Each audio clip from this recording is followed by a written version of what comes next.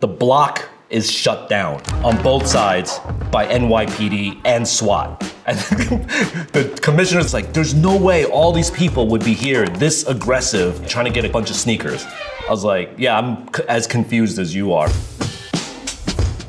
What up, GQ? My name is Jeff Staple. I'm the founder and creative director of Staple, and this is my life in sneakers. I'm a child of the 70s, born in New Jersey to first generation immigrant parents, but there were no people that looked like me in the middle of New Jersey. One of the commonalities I could really relate with other kids was sports, particularly basketball and tennis at the time. You know, McEnroe, Sampras, Courier, those days of this kind of bad boy of tennis style that was coming out was really dope to me. And then when Michael Chang hit the scene, it was like, yo, somebody looks like me and is kicking ass, yes. These gods, whether it was the GOAT Michael Jordan, Allen Iverson with the crossovers, the only thing that we as mere mortals could resonate with was the thing on their feet. Something hit me in my gut that these were pieces of art and not a commodity item.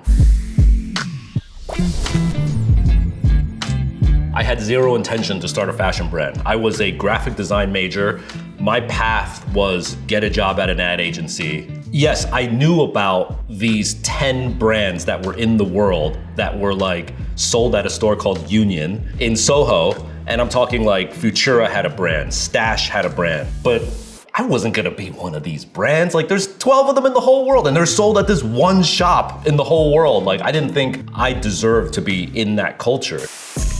I took inspiration from graffiti artists who would paint their art and do their tag on the side of subway trains versus on a static wall, strictly with the purpose of getting it seen by as many eyeballs as possible. And so I was thinking man, maybe instead of on a paper, I should print my art on a shirt and then I could give those to 10 of my friends. And now when they take the L train and the bus, my art is getting seen by thousands of people every day. That was such a subversive thing to me. As I was wearing one of my shirts around in the 555 Soul store, which was in the Lower East Side, I walked in and the manager said, yo, that's a cool shirt. Where'd you get that from? And I was like, oh, I made this shirt. And he was like, damn, if you make a dozen, we'll put them in the shop if you want. And then Union, the store that was my mecca, the manager there caught wind of these shirts selling at 555 and he was like, yo, if you make a separate design for us, we'll take 12 as well.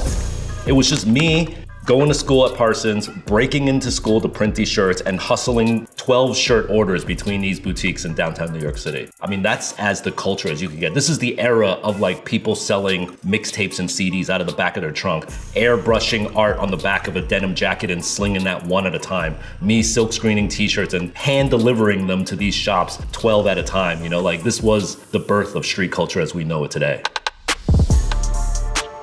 In the mid-90s, Fader magazine was beginning a journey of becoming one of the most influential lifestyle culture publications and media arms that ever existed, in my opinion. Really one of the first that combined hip hop, rock, gaming, fashion, all in one publication. I was designing every issue and I would pitch stories that I'd want to write. And being that I was a sneakerhead, I noticed there was this phenomenon happening in the mid-90s where heads would go to Japan or go to Hong Kong and they would buy back shoes that were only available in Japan or Hong Kong, bring them back here in America and sell them for $25 above retail. And then they would buy sneakers in the Bronx, Philly, and DC, and then bring them back to Tokyo and Hong Kong and do the same thing. This was the beginning of resell culture. But it was literally kids with empty duffel bags carrying as much as they could inside that duffel and transporting them back and forth. And I'm sitting here as a sneakerhead saying damn, if Nike is this billion-dollar organization and they know the shoe that they're dropping in Japan is highly coveted in America, why wouldn't they just release it globally? Why are they making us do this cat and mouse game? And so I pitched the story to Rob Stone, who's the publisher of the Fader. I want you to send me to Japan. I'm gonna meet with Nike Japan and I'm gonna ask them why they're doing this. And by the way, I knew nobody at Nike. I knew nothing. I literally hit the ground in Tokyo. I went literally from kids who worked at sneaker stores to their manager, to their buyer, to the salesperson that they dealt with at Nike, to their district manager, to the point where I finally got in touch with Mr. Marcus Tayui, the one guy at Nike Japan. We had a great interview at Nike Japan headquarters. Just me, kid from New York, from streetwear, manages to get to Japan Japan and I'm sitting at his office in Nike Japan. Like I've already won the game in my mind. Like I'm like, yo, I'm done. I'm sitting at Nike. And in the interview, he's like, wait, so let me get this straight. You designed the fader, you write, you're a sneakerhead, obviously, and you have this brand called Staple that like is sort of catching fire in New York. I was like, yeah. He's like, we need to be working together. I was like, yes, yes, yes.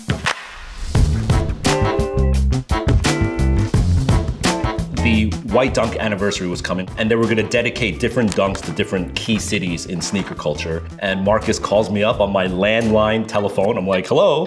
And he's like, Jeff, it's Marcus. Would you be interested in designing the dunk that is dedicated to the city of New York? It didn't click immediately for me that, oh, I'm putting the pigeon on the dunk. We actually explored Statue of Liberty dunk or Empire State Building. After like maybe the 7th round, it was like, wait, pigeon on the dunk? Could that work? And then of course people were like, who the fuck would wear a pigeon flying vermin rat on their feet? Like, no, that's the way to get people to never want to touch this shoe. But I love that everyone hated them because actually everyone hated me. People in the industry were like, you're this Chinese kid from New Jersey. What, you come from a rich billionaire No, there was just haters everywhere. And I felt like pigeons were like hated on as well. To me, a pigeon really represents the unloved underdog hustler of New York City. I said, I want to make a shoe that if you live in Jersey, Connecticut, or Philly, you don't understand what I mean. I want to make a shoe for New York, by New York, and New Yorkers will look at it and be like, I get it. And they're like, all right, we trust you. We don't get it, but we trust that when we put this out, true New Yorkers will understand what you mean. February 22nd, 2005, we released the Pigeon Dunk. At this point, like, sneaker lineups weren't really a thing yet. Like, campouts weren't a thing. There were probably 2 other shoes in history that had a campout at this point. I remember the night of the 21st when I left the store that night, there was maybe like 50 kids online, all well behaved. I bought them pizzas because it was like freezing cold. And I said, yo, I'll see you guys tomorrow, right? Come back down the next day, 10 a.m. The block is shut down on both sides by NYPD and SWAT. And the commissioner's like on the megaphone, who owns Reed Space? Like, and I'm like, me. They're like, come over here. What are you doing? Like, he thought I was selling drugs out the space or something like that. I was like, no, we're selling a sneaker. And he's just like, there's no way all these people would be here this aggressive on a morning, like overnight, trying to get a bunch of sneakers. I was like, yeah, I'm as confused as you are.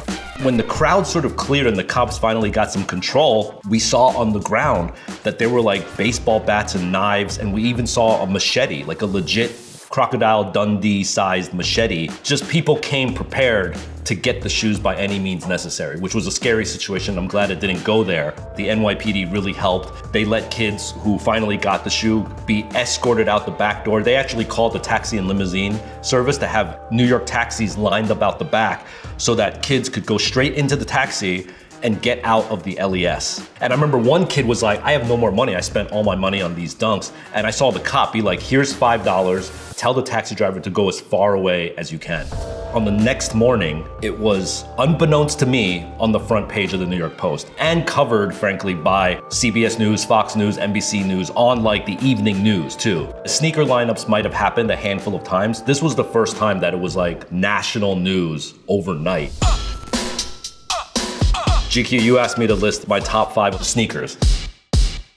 The Nike SB Pigeon Dunk, the OG. This is the one that I would say for many people put my name on the map. It's actually a dangerous thing to wear these shoes, like from an asset protection standpoint. Like I will get murked if I get these on my feet. I do appreciate that there's only, 300 in the world.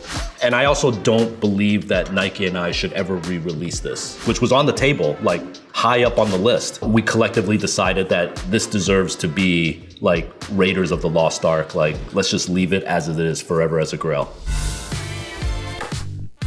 Because of that decision to not re-release the original Pigeon Dunk, we've done other iterations of Pigeon Dunks. Most recently, we did the Panda Dunk, which is my homage to my people and my culture. So going back full circle of that story of being the underappreciated, unknown Asian kid, I did this shoe with the Panda representation, and I dropped this shoe first in China, last in New York City. So this was my songbird to my OG culture and giving something back to the motherland. Underneath in the outsole here, you have the original headline from the OG Pigeon Dunk to just, you know, connect it back full circle. A lot of people ask why the outside swoosh is white and the inside swoosh is gray.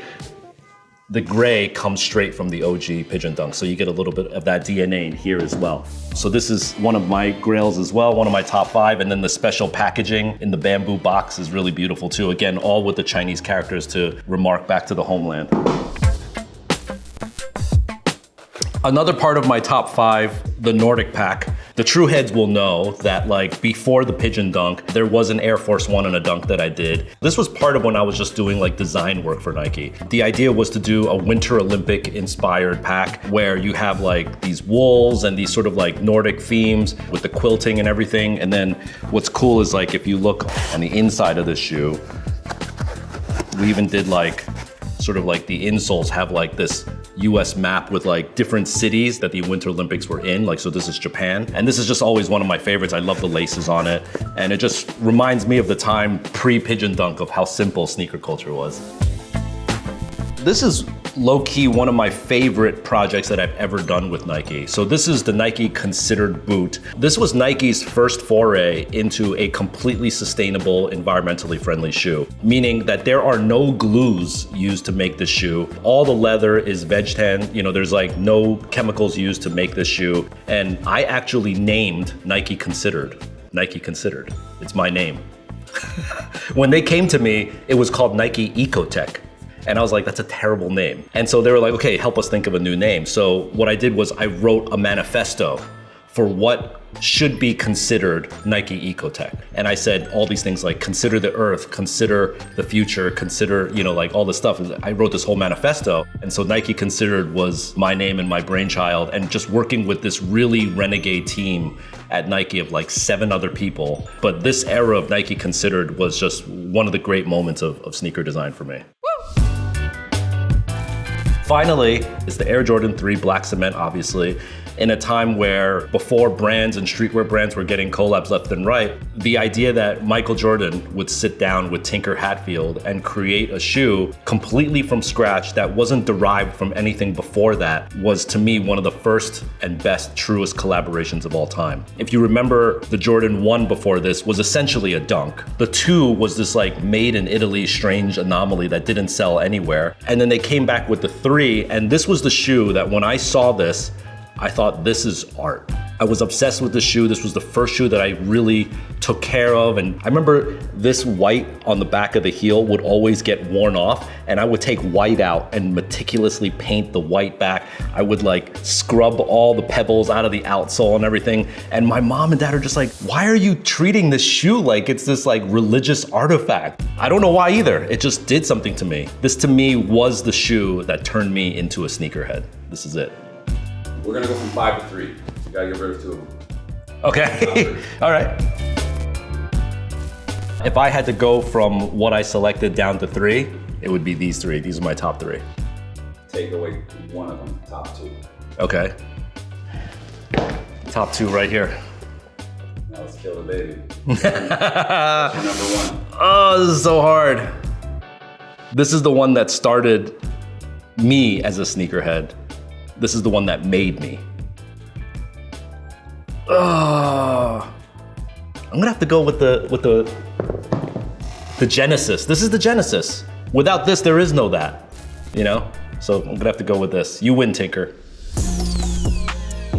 Why the title for your book, not just sneakers? We were trying to think of all these other clever titles for the book. And I remember my publishing partners said, you know, based on our metadata and like keywords that are searchable on Instagram, the word sneaker really needs to be in the title. And I was like, damn it, I don't want it to just be about sneakers. And so I was like, wait a second, it's Jeff Staple, not just sneakers. There, sneakers is in the title for your keywords, but it also says what I wanted to say, which is that sneakers is a byproduct of who I am, not the reason for my whole existence.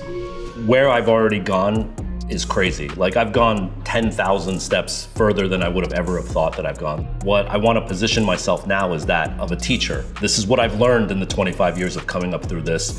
And how can I make it so that the culture lives and breathes further, even beyond me? There is a competitive side of me where I want to be the best, I want to be number one, and I want to be the greatest, but I don't want to be the greatest in a single lonely room.